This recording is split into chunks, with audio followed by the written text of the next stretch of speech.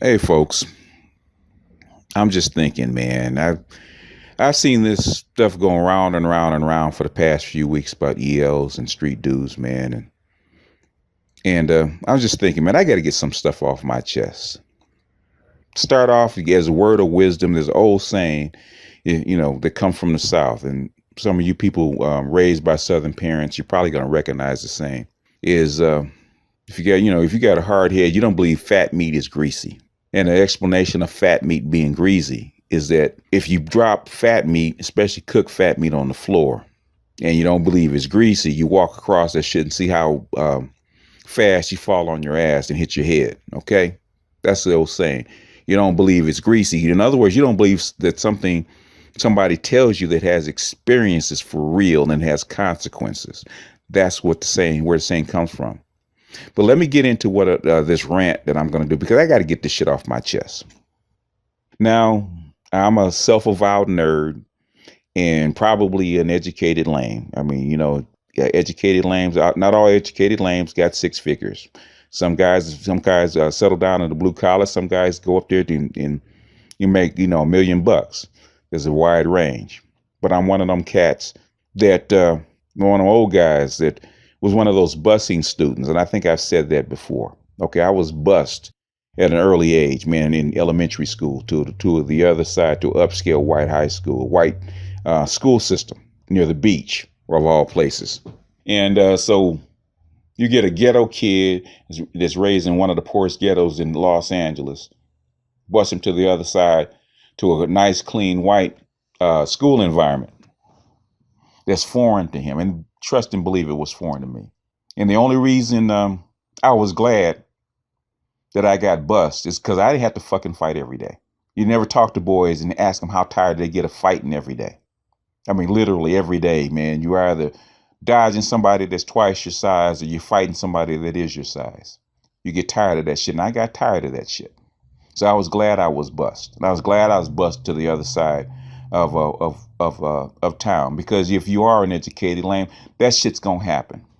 They're not gonna like your fucking haircut, the way you dress, who your parents are, how much money you make, what kind of car your father drives, and that's reason enough to bully you and pick on you. So you get a little skinny kid, a skinny smart kid that they can't out talk, and four guys want to jump on him. You get tired of that shit. And I have other cats that are so-called educated lames that got tired of that shit too, that's raised off in the hood. But I had to get this off my chest. I've been on both sides. I mean, simultaneously, I've been on both sides. I've always had my feet in two different worlds. You spend half your day on one side of town that's upscale, that has everything, with kids that have cars and money and houses and all that shit. You got to come over to the other side, man, and you got you're in a house, 2 or 3 bedroom house with 5 kids, man, and just minimum wage parents, blue collar parents. It's a big shock. And the neighborhoods that you got to fucking live in. So that bullshit that's going around about chicks dating thugs and drug dealers and educated, uneducated folks, street dudes. I'm sorry. It baffles me. It baffles me for somebody that came through this shit and knows what the downside is. And the street dudes aren't telling the whole story, which is something that I am baffled by. That you're out there glorifying this shit, man, and you know the fucking deal. You know what the downside is. And you chicks that have dated these drug dealers and dated these dudes and dated these street motherfuckers know what the goddamn downside is, but you're too motherfucking addicted to the goddamn lifestyle to tell the motherfucking truth. That's what I'm pissed off about. You know the fuck that you're ruining the goddamn community by doing what you're doing, but you don't fucking care. That's the problem. Everybody knows not to date these motherfuckers. Everybody knows not to get involved with drug dealers. Your mama should know, because she did the same fucking thing. How do I know? Because these are the people that are my age, or maybe even a little bit younger, that already know. It's different. It's different for us because we didn't know. When I was coming up, I was 18, 19, 20, 21. We didn't know. There's a few people that did drugs, a few people that got high. They did some shit. They came down. They got their ass up. They came to work. Okay, drugs were nothing like this shit. They weren't glorified. If you was high on some shit, you were looked down upon. If you sold some shit to people, you were looked down upon because you're fucking up the community for everybody else. So if you did it, you had to do that shit undercover. You couldn't glorify that shit. And all of a sudden, Miami Vice comes on, where the drug dealers are glorified. And hell, I didn't know because hell, I tell the story. I played Park League basketball with the with the nephew of the biggest cartel dealer at the time in the world. I didn't know who he was. Dude comes, this is 1973, and people don't even make $100 a week. Dude gets his allowance is $100. And he's going to grown white men asking for change, and they can't change. These are grown white men. Grown white men weren't making that much money. So I had no clue about, this dude's parents were cartel dealers. I didn't know that shit. Now fast forward, man, to when I was working, man. When I was going to college, I was working. So by the time this epidemic hits, man, I mean, it was an epidemic. Nobody knew. When I first encountered that the shit was even a fucking problem is when people would leave work and my buddy was cooking it up for them. Because hell, nobody knew how to cook it up at the time. This is like 1982, man. Nobody even know how to cook rocks, much less sell them. Rick Ross didn't sell crack cocaine until 1983 because they dealt in powder, and you had to basically find somebody to rock that shit up yourself. So the shit wasn't popular, and all of a sudden, boom, man, it just exploded. Nobody knew, but the downside is, and what the street chicks ain't tell you, Keisha with the fat ass ain't telling you that of the fucking downside, and who has to catch these chicks when they do this kind of crap, man. It ain't the first time that street chicks, and it ain't just urban chicks that's doing that shit. Trust and believe. It ain't just urban chicks dating drug dealers. Man, you got chicks, I've dated chicks, man, whose parents were teachers and shit, man, and their daughters dating a drug dealer. I got, people who had two parents, man, with two government jobs. And then their daughter's dating a fucking drug dealer, man. I've had chicks whose parents were upscale dating a drug dealer. Natalie Cole dated a fucking drug dealer. Okay, believe it or not, when she was hooked on that shit, Natalie Cole was hooked on that shit, and she was dating drug dealers. So it wasn't just middle class or Keisha with a fat ass. It was all of y'all, all the nerdy girls, the rich girls, the middle class girls, the urban girls, all y'all were doing the same motherfucking thing at the same goddamn time. So let's be real about that shit. Let's be real about this shit. It wasn't just urban black women that were dating drug dealers or D-boys or these kind of niggas. It was all of y'all dating these motherfuckers. Y'all still all dating them. But you guys won't be honest and tell the whole goddamn truth. You've been dating them. You're still dating them. You're still fucking them on the low because they're fun and they're wild. Because you want to be fun and you want to be wild because you want to remain a kid. You want to rebellious, just like the white chick comes on the black side, starts fucking black guys because she want to be rebellious. This is how black women are rebellious. They don't want to do what daddy told them. You want to sink down to the lowest common denominator because you think this shit is motherfucking fun until something happens. And I dated enough of them. Trust and believe, man, I ain't no goddamn saint. I wasn't a dealer, but I had buddies that were. I didn't boost cars and carjack people, but I had buddies that did. I didn't run scams, but I had buddies that did. I had a very good friend that did a whole lot of that shit, man. A whole lot. Oh, you talk about being a baller? Yeah. The only difference between me and him, I wasn't there with him, sitting with him when they came raiding his shit when they took his ass to the pen. By the grace of God, there's a whole lot of us and a lot of street dudes will tell you, and even some educated lames that you wear the moniker now can tell you the only difference between me and them is that I wasn't there at the time when shit went down. But I can tell you about the fucking fallout. When back in the day, when you date chicks that could be hell, they could have come from anything. When you date a chick, she been on that shit, and you fucking her, and and first thing they want to do is tell you the fucking life story. How they got involved, who they got involved with, why they on that shit, and what happened, how many babies they done had. And they all didn't come from the projects. You had chicks that came from fucking Windsor Hills or Baldwin Hills, and they live in a goddamn mansion, but they wanted to party. Whole lot of middle class chicks tell you the same goddamn thing. Trust and believe, man. You during the '80s, you went through a whole lot. We went through a whole lot of women and a whole lot of classes because that drug and that time brought a whole lot of black people to the middle, to the lowest common denominator. And I fucked a bunch of chicks coming out of them goddamn sober houses because it was easy. And I fucked a bunch of chicks that were single mothers because it was easy. Because guess who had to catch all the goddamn flack? That drug dealer is running through what, 20, 30, 40 women a year? Half of them coming up pregnant? Who you think catches, who do you think actually caught all these chicks? You complain about the blue collar guys, complain about the educated lames, and that these guys didn't do shit. Who the fuck do you think caught all these chicks? And we aren't even talking all about the ones that were on the drug. We're talking about all the ones that dated these motherfuckers, got ran through, and then got dumped. Who do you think caught all these chicks?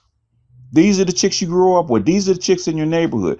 And then your neighborhood could be the projects, or your neighborhood could have been Windsor Hills. Who do you think caught all these chicks? Blue collar guys had to catch all these chicks. The lames had to catch all these chicks because we didn't know then. You got the reason that they don't date you, the reason that lames and blue collar guys don't date you now, because they learn from us. Where do you think they learn that shit from?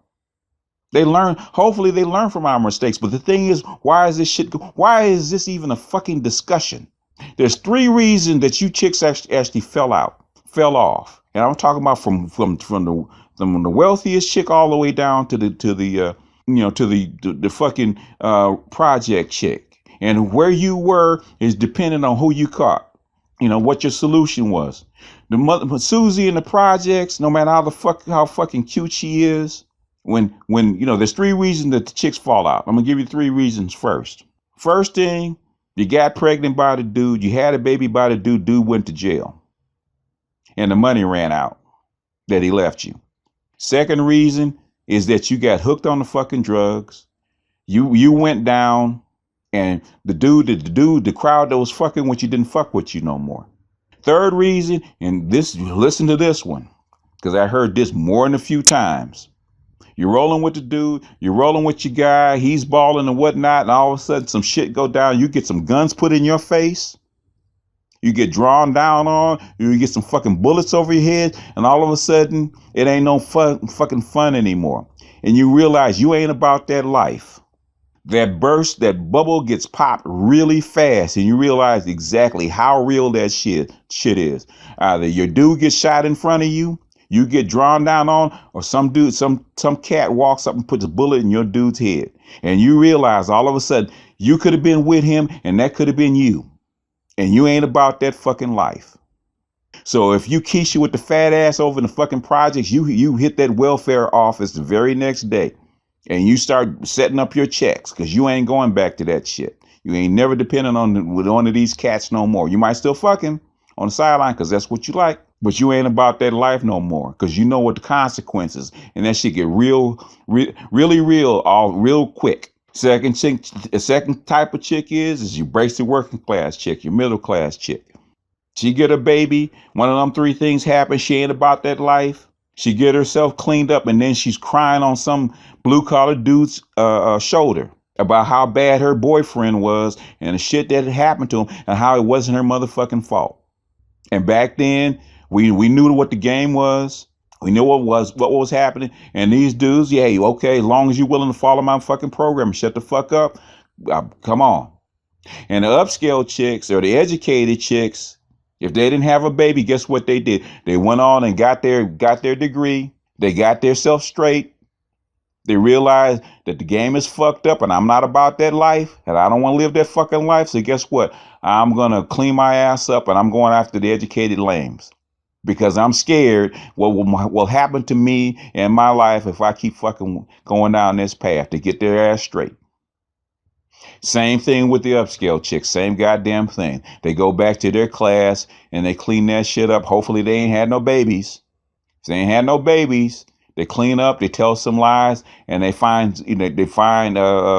Dexter that's going somewhere and shut the fuck up and follow his program. That was back then. But y'all, these chicks ain't talking. These chicks are glorifying you. These chicks are putting down the very guys that bailed their asses out back in the 80s and 90s. That's the reason that the majority of you guys, the majority of you women that's fucking complaining now, still have a basic life and the community is still basically together. Because had these basic dudes known what they known then what they know now, they'd have dumped your asses out. They'd have jumped the fucking fence and kept going. So don't give me this bullshit about street dudes and about the street fucking life and about the educated lames and how bad they fucking are and how lame they fucking are. You goddamn know the goddamn deal and you're fucking lying. I know you're fucking lying because I dated you bitches back in the day.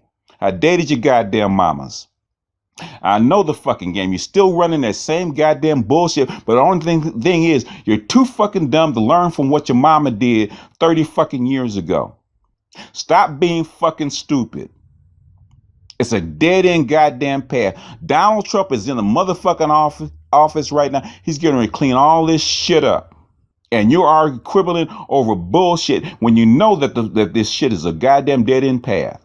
Now, the motherfuckers that happen to be ballers, happen to be making out, those are like 1 in 100, maybe 1 in 1,000. For every 100,000 corner boys out there selling that shit, you might have one that actually made it. There's a whole lot of dudes that made a whole lot of money that had to do some bids. Well, guess what they had when they fucking came out? I heard too many of the goddamn stories. Man, I had $200,000-$300,000 and I had to do a 10-year bid. I had to do 7 years with good time off. I came out. Guess what happened to the goddamn money? Your mama and your girls has basically spent all that shit. Did they invest it? Did they come up? Hell no. So basically, you risk your life. You get chased by the cops. Still looking over your goddamn shoulder for nothing. For what? Now, the very same chicks that boosted you up, took you in, basically took you and pumped you up to make the goddamn money, they ain't nowhere in sight. Because they married a fucking blue collar guy or caught them an educated lame, told some sweet lies to him, gave him some pussy and shut the fuck up and didn't say anything else and got with the goddamn program, which is something that you should do. Silly ass paths that you're on are going to go no fucking where. That's what Chrissy should be telling you. She's not telling you that. If you're lucky enough and that 1 in 1,000 dude runs through all those goddamn hurdles, comes to the other side where he can flip his money and be legit. If you can be with him, you can be in that 1 in 1,000. You're lucky. You got a better chance of landing a football player. You got a better chance of landing a baseball player. You got a better chance of landing an NBA player. Should be telling these girls, chasing these dudes with his looks and his motherfucking swag is a dead end. Blue collar guys and educated lames are tired of cleaning this shit up. I'll be goddamn if I'm going to tell an educated lame or blue collar guy to do the same goddamn thing we did 30 years ago and that shit didn't work. If I told him that shit, I'd be doubling down on motherfucking stupid. I dated you chicks back in the day. I know what you guys are like. I know that once you get that taste of blood in your mouth, that taste of excitement in your mouth, that shit never goes away. That shit never goes away. ELs hook up with these. I can tell you that it don't go away because I'm talking to chicks that are 40, 50, and then sometimes 60 years old. They still lust after that shit because it was exciting them. They got imprinted by that shit.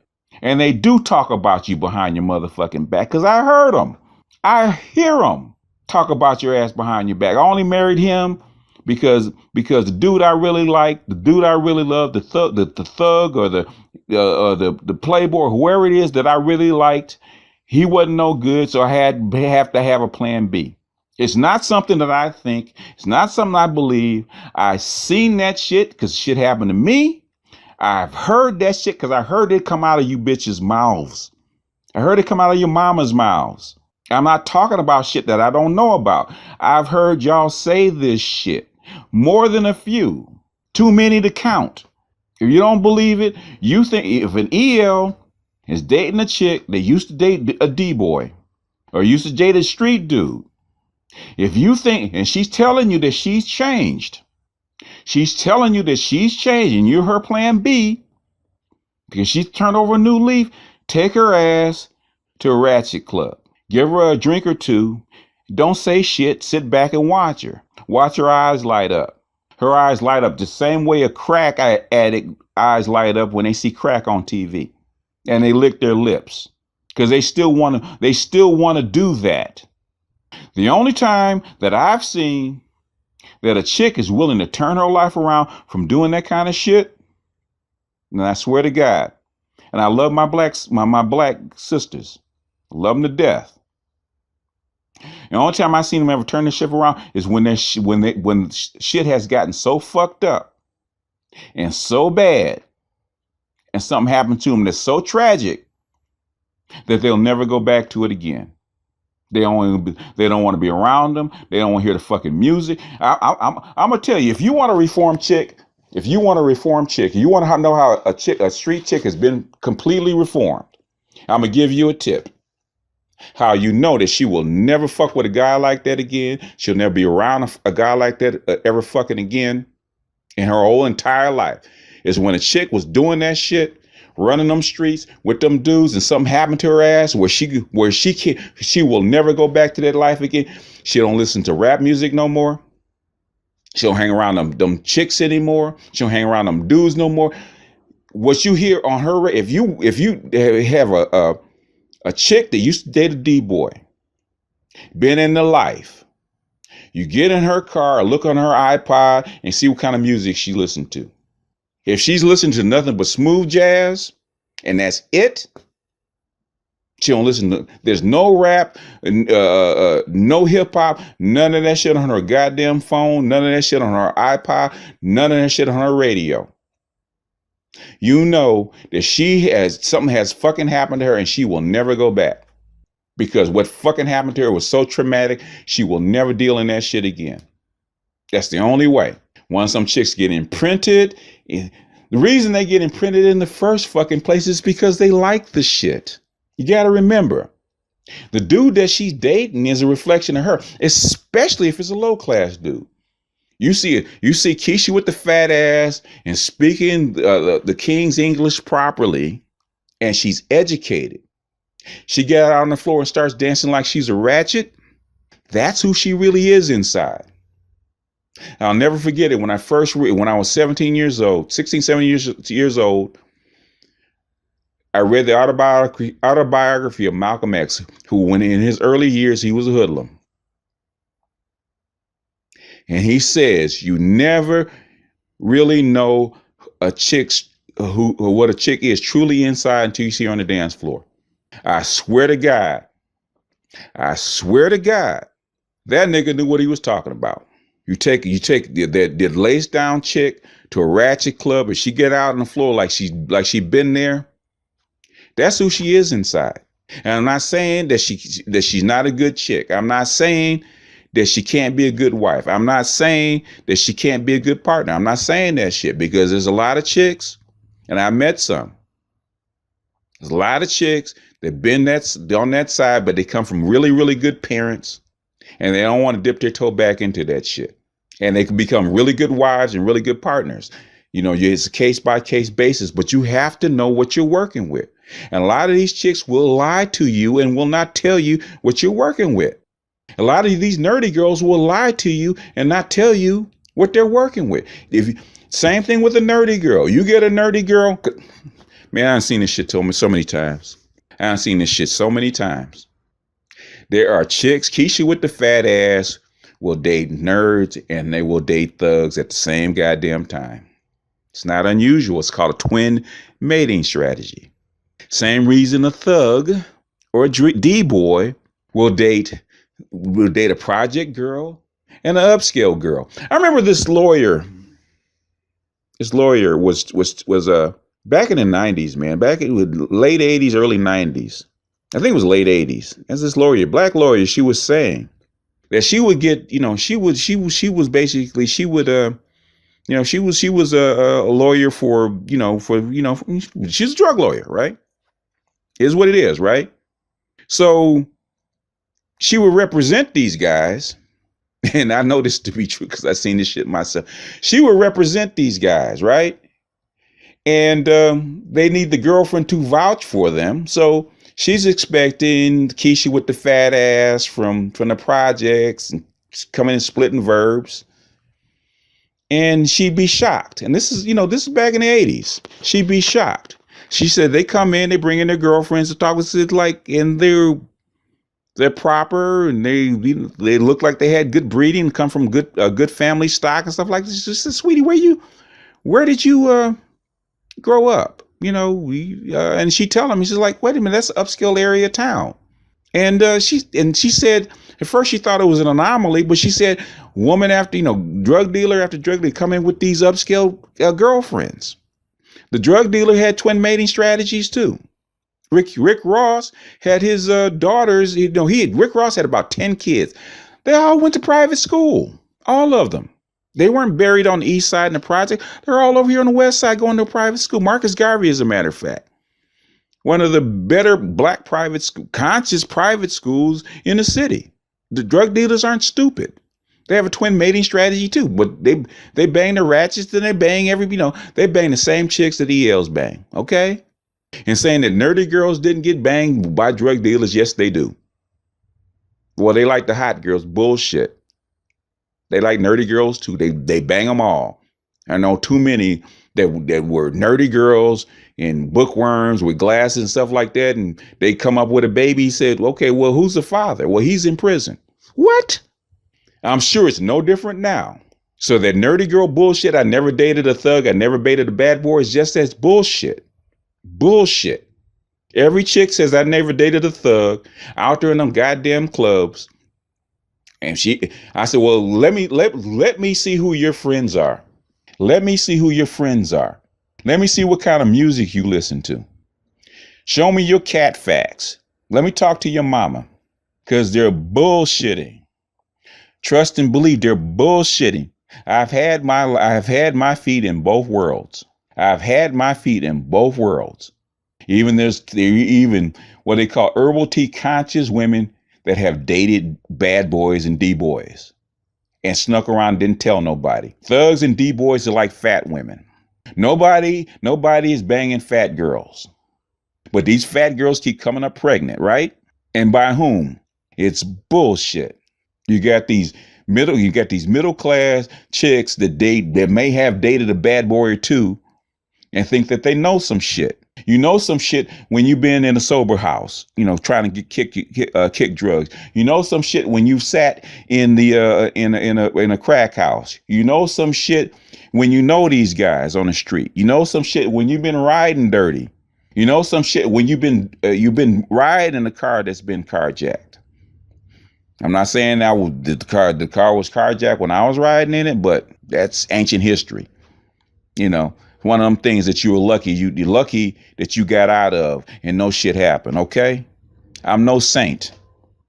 I was lucky. I have a high IQ that some teachers, some good female old school black teachers saw something in me and got me the fuck up out of the ghetto school system. I didn't do it. My mother didn't do it. My teacher saw something. You got to get this kid out of here. You have to save one. I was one of the ones they saved. The good Lord, my creator above smiled down on me to where somebody saw something in me because I come from poor parents. My mother was a sharecropper, was born as a sharecropper, and my father wasn't much better. Okay. They were not educated people. They had no idea what to do with a high IQ kid. But fortunately, like I said, the creator smiled down upon me. My teachers recognized something in me and they said, we need to get this kid out of here. They bust me to the other side of the city. which at the time I didn't like because I didn't like getting up at 5 o'clock in the fucking morning. No 9-year-old does. In hindsight, it saved me. And not only saved me, it saved my siblings because they were able to go. They were able to escape the ghetto school system because a lot of cats, man, I went to school with, man, are all busted out. There's very, very few of my schoolmates, man, that made it out and didn't even have blue collar jobs, man. I am fortunate. I am fortunate. I could have been I could have been right with them knuckleheads doing the same goddamn thing, man, and be 6 feet under just like the rest of them. Like a lot of homies that I know that didn't make it. A lot of homies I know, man, is doing that shit, did not make it. They're not here. They're not here or they got a record. And even some middle class guys I know, man, there's very few people that didn't make it untouched. And man, I can't tell you my whole history, man. Trust me, I know. If I could really tell you my whole fucking history, trust me, I know.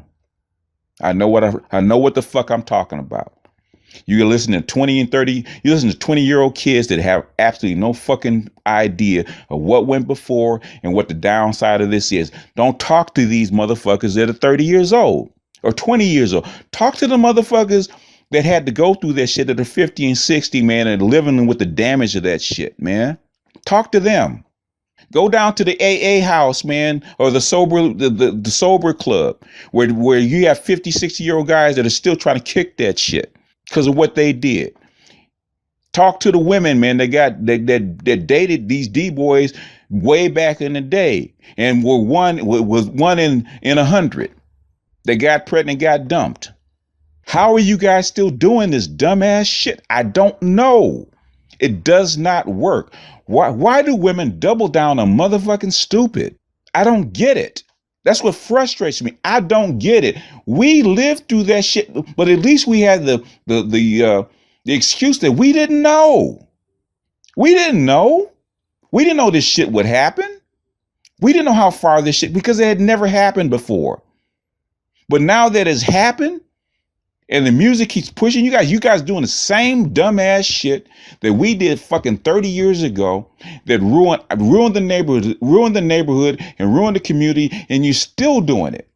When are you guys going to listen? When are you guys going to learn from the shit that we went through and we're still trying to fucking clean up? We're still trying to raise grandkids because you guys are still doing the same fucking dumbass shit that we did. We're telling you not to fucking do it. Well, no, you 50 years old. You niggas fucked it up and you don't know nothing.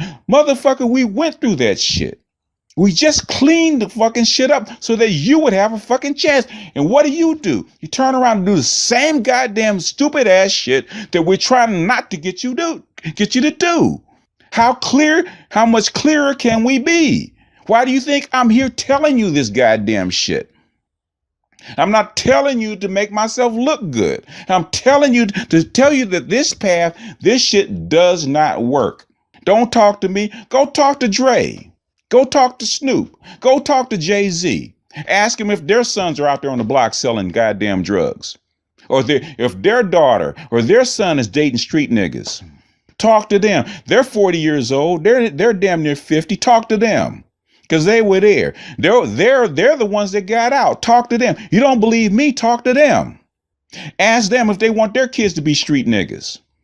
I got bigger. I swore to God that my children would not have to walk the same gauntlet that I walked. I got 3 kids. I swore that they would never have to walk the same goddamn gauntlet that I walked. That was my whole mission in life. It wasn't necessarily to leave them a legacy. It wasn't necessarily to make generation wealth. Hell, if we get it, that's good. If we build it, that's good. I wanted my children to have a better chance than I did, whether they take it or not. And I'm sure if you talk to any one of your parents, what they want is you to have a better chance and have more options than they had, so you wouldn't make the same goddamn stupid ass decisions that we made. And guess what you're doing? You're arguing over stupid shit. It shouldn't even be a fucking question. Street dudes or educated lambs shouldn't even be a goddamn question. Street dudes or blue collar guys shouldn't be a goddamn question. I don't even know why it's a fucking question. It is idiotic. And I can't believe that after 30, 40 fucking years, we're still having this goddamn discussion, because back then it wasn't even a discussion. You know the shit does not work. You know the shit destroys your community, but you still fucking doing it, and you're still fucking defending that shit. Let me stop. You know, I should have more respect for my audience. You guys are not my children, even though I feel like I'm talking to my children. It's something, you know, if you had talked to me 20, 25 years ago, this is something I never thought I would be saying, because I never thought that it would even come up. I never thought that we would even be having this discussion. I thought you millennials will be out there doing big things, man, working together, start making apps, man, traveling to Africa, starting businesses and all these wonderful things, man. I know it's a parent's disappointment. And a lot of times you think that we don't sit up at night and trace back our lives and try to figure out where we failed. We do. Every parent does it. Every parent does. I don't care if she's the welfare queen over on the other side of town, man, been on welfare her whole life. Every parent does it. You bring a child into this world, you look back and see where you went wrong. And if you could, what decisions you would make to make things different. Every parent does. I do it constantly. And I have pretty decent children. Not the best, not the greatest. They're not, they don't kick ass. But I always wanted decent children, because the gauntlet that cesspool we had to wade through to get these children to be decent, not great, but decent. If you knew what the gauntlet we had to walk through and the shit we had to wade through just to get you guys to be decent human beings, you guys would shut the fuck up and be grateful.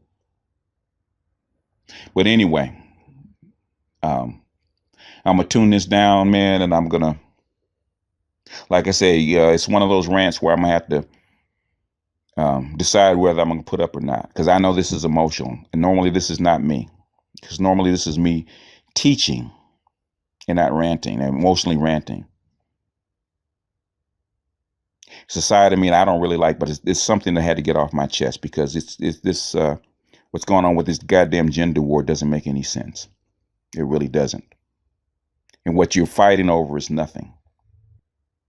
You're fighting over shit because you don't want to do the right thing. That's at the end of the day, man. If you don't remember nothing else about this rant, and I'm gonna calm down, I'm gonna talk to you like a father. At the end of the day, what's going on with the gender war has nothing to do with reality. At the end of the day, what's wrong with the fucking gender war? What's going on with the gender war is because you got women and males that don't want to come together and do the right thing. You cannot do the right thing separately. It doesn't work that way. I don't care what Sergeant Willie Pete tells you. I don't want to care what Captain Solo tells you. You cannot build a community. You cannot make a generation strong without your women. You can't. Women have to be held responsible, just like the men have to be held responsible. Because a bird cannot fly with one wing. It just can't. It can't. Women are the other wing. They have to be the other wing. Otherwise, the community cannot fly. And if a bird walks, he's basically vulnerable to predators. You can say white supremacy. You can say Chinese supremacy. You can say other people coming into the neighborhood and taking advantage of it because you refuse to come together and coordinate and do the right thing. And that's the only thing that's happening. Too much pride, too much finger pointing, too much of everything. It doesn't matter what happened before. It doesn't matter what we did as parents. There's an effect. At some point, somebody's got to stop the bleeding, otherwise the patient's going to die. Unfortunately, and I was telling my son this just last night, at some point, you have to grow up and you got to be a man and you're going to have to assume responsibility. You have to. It's fucked up. It can be fucked up like it was fucked up. We came out of Jim Crow. It is what it is, but that's your assignment. And it's not even about what we did. It's about your children. Are you going to make it a decent life for your children? Because they're the ones that's important. Half of us baby boomers are already dead. And the other half are on a banana peel waiting to go out. It doesn't. You can blame us. You can blame us right until the time that you're in the same position we are. You guys are in your 30s. When you hit 40, basically you're on the other side of the mountain. You're going to be downhill, and you're going to have wasted basically half your life. So you can waste it by finger pointing and squabbling and blaming your parents, or you can roll up your fucking sleeves and get to work. At this point, man, I'm too goddamn old to care. I don't care which. It's up to you. That's your assignment if you choose to accept it. With that, I'm going to end this rant. I'm going to see if I'm going to edit it and see if I'm going to put this shit up.